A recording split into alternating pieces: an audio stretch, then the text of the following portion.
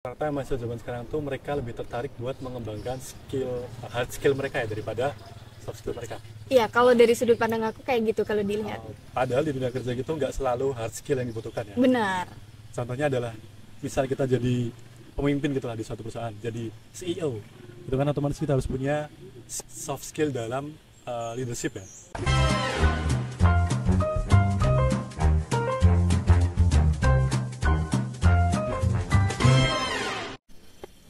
Organi mahasiswa atau Ormawa merupakan wadah penting untuk pengembangan diri mahasiswa di lingkungan luar akademik.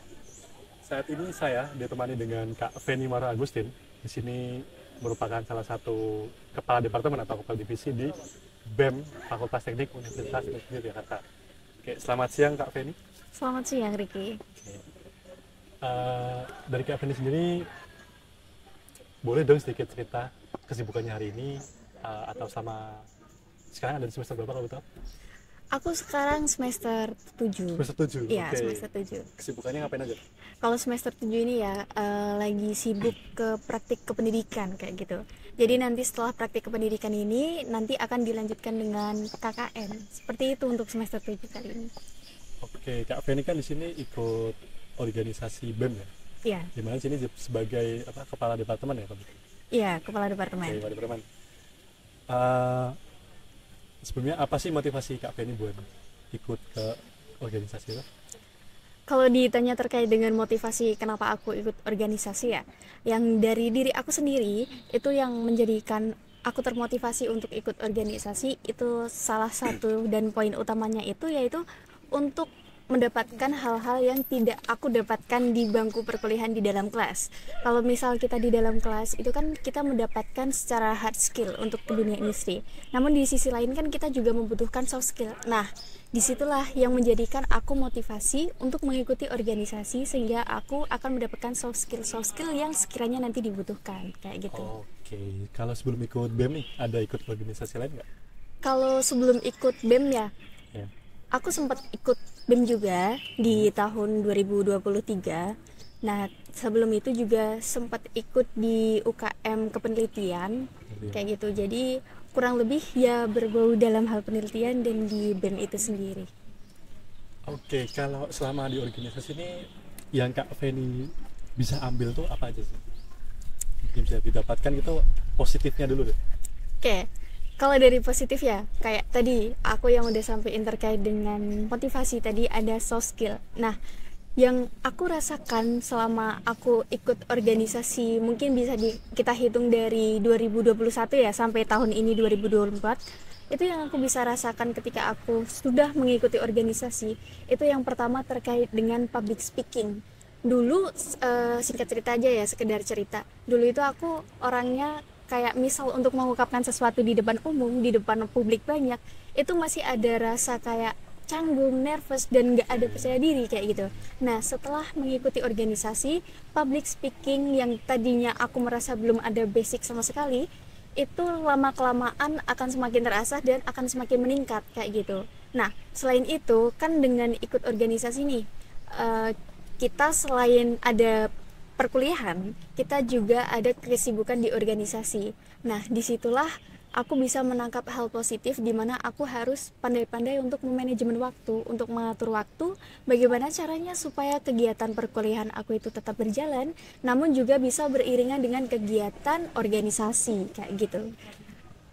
Oke, berarti banyak banget yang kita bisa ambil dari organisasi ya. Salah satunya adalah pengembangan soft skill kita, yaitu ada public speaking kita. Iya. Terus juga kita dapat ilmu terkait pengembangan manajemen waktu juga gitu. Iya, benar. Kalau selama join organisasi nih, pernah nggak sih keteteran gitu? Kalau ditanya soal itu ya, jelas pernah kayak gitu ya. Karena kan mungkin karena yang awalnya kita kesibukannya cuma misal satu kesibukan kayak gitu, ketika kita ikut organisasi misal aja jadi 2 kesibukan, 3 kesibukan, dan otomatis ada hal-hal yang menjadi keteteran kayak gitu.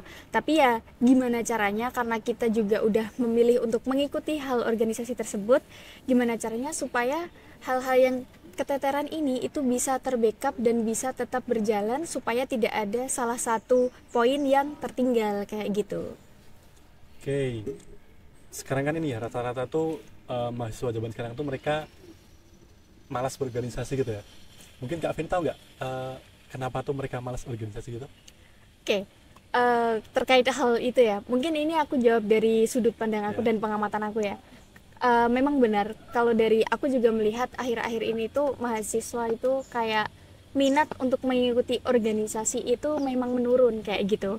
Nah, mungkin hal ini tuh bisa dikarenakan kayak bisa saja dari faktor organisasi tersebut. Misal organisasi-organisasi di kampus itu kayak masih dianggap kayak gitu-gitu aja sih, organisasi boring, nggak ada upgrade, kayak organisasi itu cuma di stuck di zona situ aja kayak itu. Nah, sehingga misal mahasiswa baru yang mereka bisa dikatakan mereka kan awam terkait dengan organisasi yang ada di kampus kayak gitu, mereka akan menangkap kok kayak gitu ya, boring aja, mending aku ikut ke yang lain yang bisa mengasah skill aku untuk di dunia kerja, misal ikut magang atau apa, sehingga ketika mereka udah ikut kegiatan tersebut maka mereka akan memiliki kesibukan dan mereka tidak akan melirik nih ke organisasi kayak gitu, bisa jadi karena hal itu. Nah, mungkin dengan hal itu bisa menjadi pelajaran untuk organisasi-organisasi ya, baik bisa di internal kampus maupun yang di eksternal kampus ya.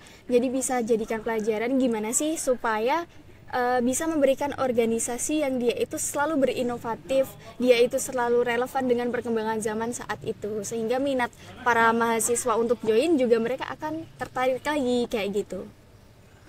Berarti ini ya, rata-rata mahasiswa zaman sekarang tuh mereka lebih tertarik buat mengembangkan hard skill mereka ya daripada soft skill mereka. Iya, kalau dari sudut pandang aku kayak gitu kalau dilihat. Padahal di dunia kerja gitu nggak selalu hard skill yang dibutuhkan ya. Benar. Contohnya adalah misal kita jadi pemimpin gitu lah di suatu perusahaan, jadi CEO, itu kan otomatis kita harus punya soft skill dalam leadership ya. Iya, benar. Ya gitu.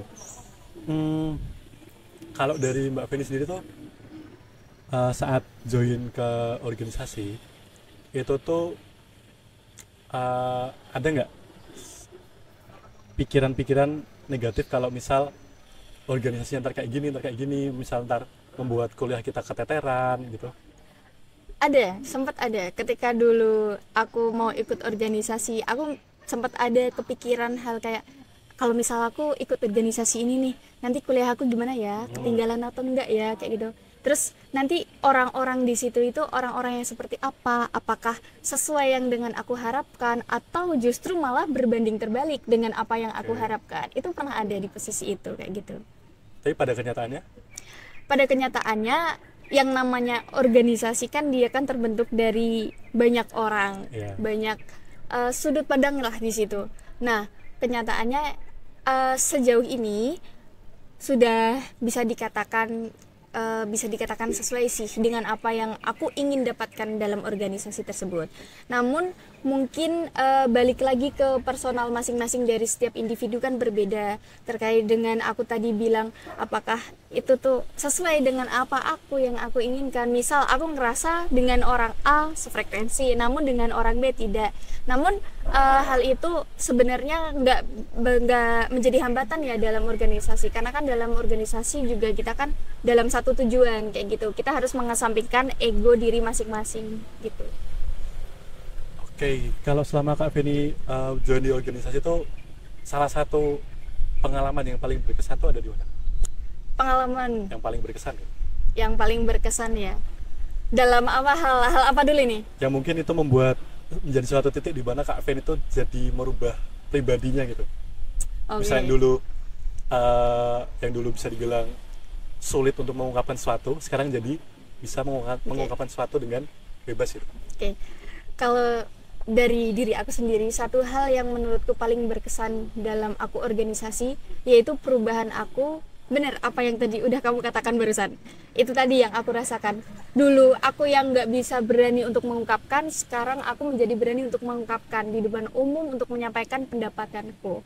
Jadi kan gini ya, kita nggak akan dikenal orang lain kalau kita nggak menunjukkan diri kita kayak gitu. Nah, itulah yang menjadi salah satu poin yang iya ya nih aku dapat nih kayak gitu. Salah satu poin yang menurutku paling berkesan itu di situ kayak gitu.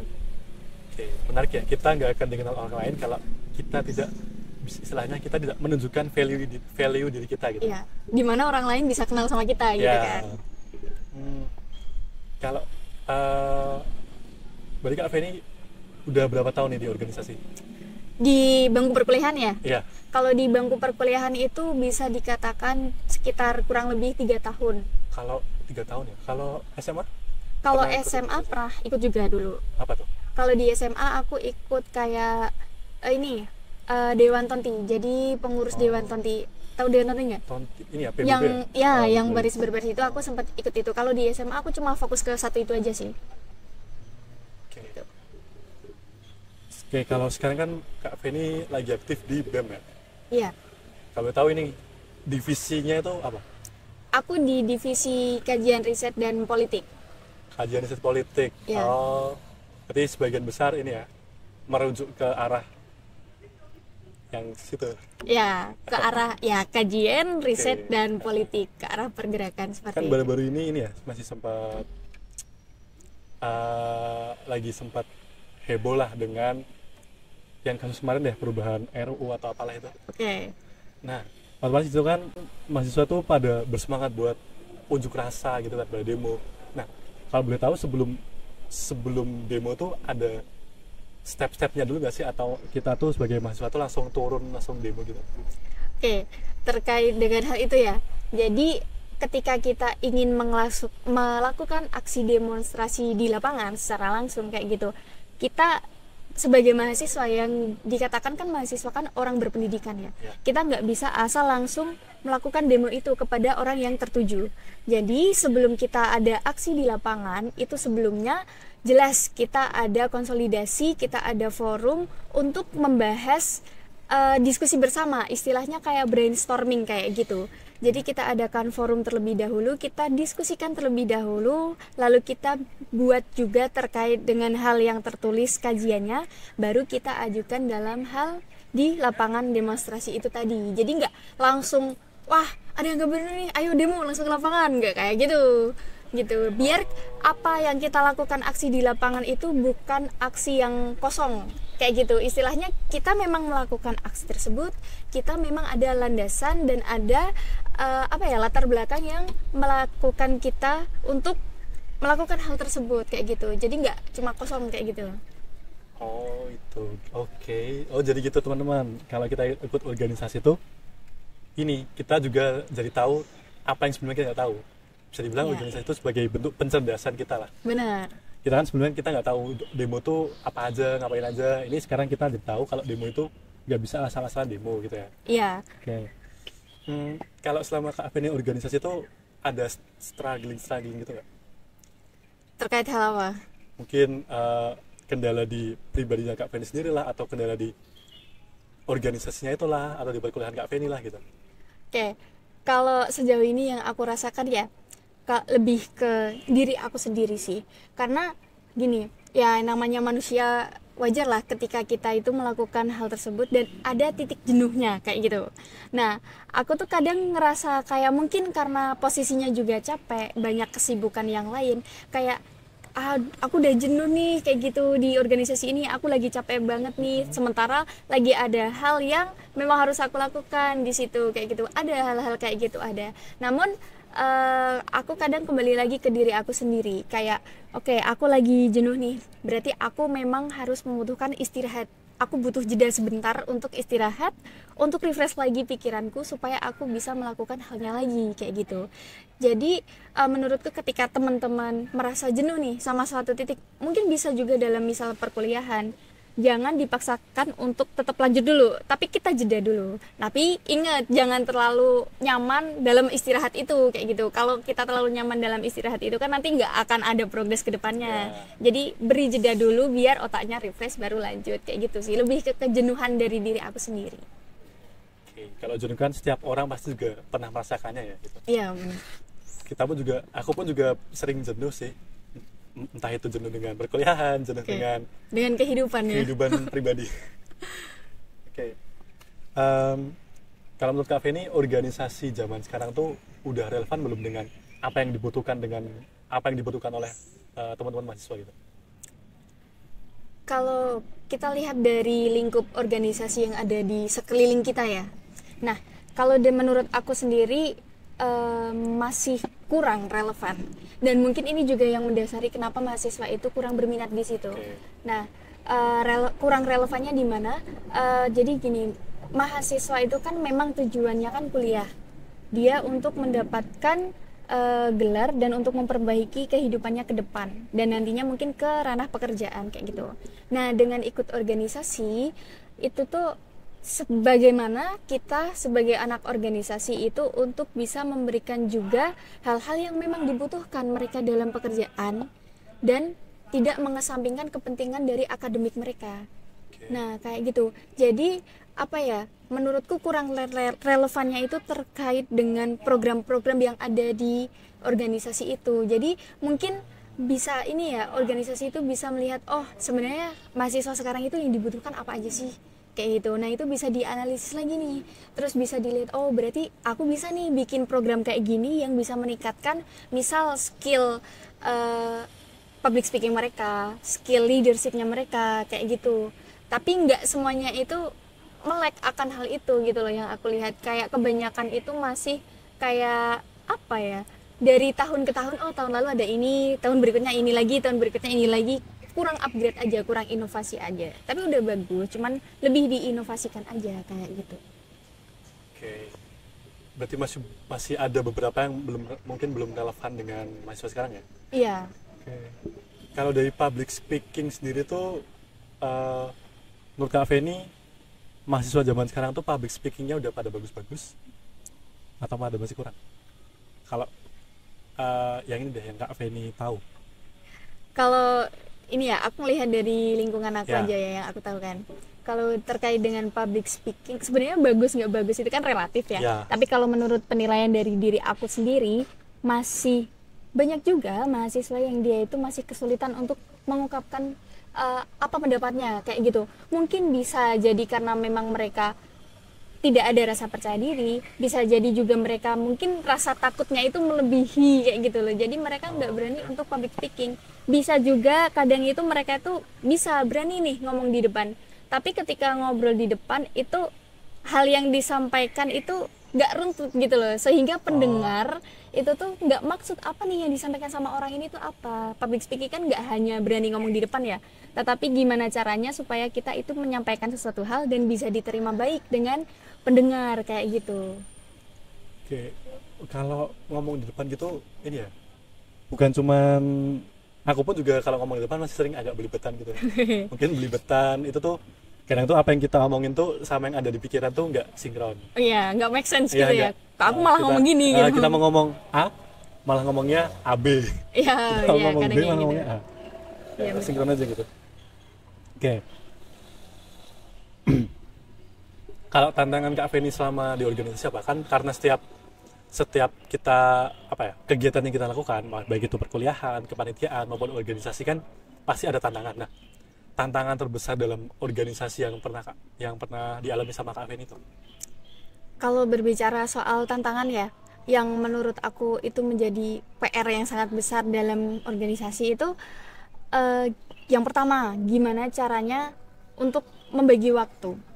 Itu menurutku itu PR yang paling besar, supaya kita dalam hal perkuliahannya masih bisa jalan, tapi kita juga amanah untuk menjalankan program dalam organisasi itu kan butuh penyesuaian diri. Mungkin kita harus lebih disiplin lagi nih bagi waktunya. Misal yang tadinya masih rebah-rebahan aja, wah aku bisa nih guna ini untuk ngerjain ini kayak gitu, jadi lebih ke manajemen waktunya lagi biar lebih produktif lagi. Itu yang menjadi tantangan terbesar menurut aku sih. Kalau Kak Feni masih berputar-putar di tantangan itu nggak? Atau sekarang udah bisa gitu? Udah bisa tapi belum sepenuhnya.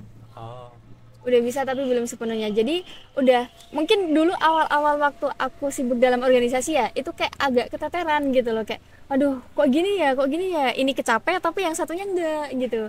Tapi lambat laun, yang namanya skill itu kan juga diasah kan, nggak bisa langsung saat itu langsung bisa manajemen gitu kan. Jadi perlahan-lahan udah mulai bisa nih, oh iya aku harus gini bagi waktu biar semuanya bisa terlaksana kayak gitu. Oke, bener banget. Skill itu harus biasa ya, nggak bisa skill itu langsung matang gitu. Ya, kita proses. kita mau makan, kita harus masak, kita harus beli bumbunya dulu, harus masak, baru kita bisa makan. Iya Nggak benar. langsung ada sih mungkin makanan yang langsung makan gitu. Cuma kan Dan itu itu juga harus butuh pesen proses. dulu, Iya, iya harus harus pesen dulu, Harus nggak bisa beli langsung dulu. tiba-tiba masuk ke perut nih. Nah, mau metik buah pun juga proses dulu kan. Kita Iya. metik, kita cuci dulu buahnya baru kita makan. Nah, semua itu ada Semua ada prosesnya. prosesnya. Oke. Ada nggak suatu kata-kata motivasi dari Kak Feni buat teman-teman mahasiswa di luar sana yang mungkin masih takut atau masih ragu buat gabung ke organisasi? Oke, mungkin untuk mahasiswa di luar sana yang masih ragu untuk join organisasi, coba deh kalian lihat lagi, apakah dalam kehidupan itu kalian hanya memerlukan nilai akademik aja kayak gitu. Kita juga perlu gimana kita komunikasi dengan orang lain, gimana kita untuk mengetrit orang lain. Kan setiap orang kan beda-beda ya. Gimana nih aku cara ngetrit si A, aku cara ngetrit si B, dan kita harus sadar juga untuk peduli ke lingkungan, dan itu yang merupakan apa ya, menurutku hal yang penting juga untuk mahasiswa. Kan mahasiswa kan juga harus peduli dengan lingkungannya, harus melek dengan keadaan sekitar dan peduli kayak gitu. Oke. Terima kasih Kak Feni atas waktu dan juga ilmunya. Semoga sangat bermanfaat ya ini. Sangat Sama-sama. banyak yang bisa diambil dari apa yang Kak Feni informasikan gitu. Semoga apa yang telah disampaikan sama Kak Feni itu terus bisa teman-teman mahasiswa bisa ambil, bisa petik, bisa telaah, bisa implementasikan juga supaya kita gugah semangat kita buat kita kembali join ke organisasi gitu. Oke. Oke, sekian bincang kita pada siang hari ini. Sampai jumpa di podcast Jawara selanjutnya.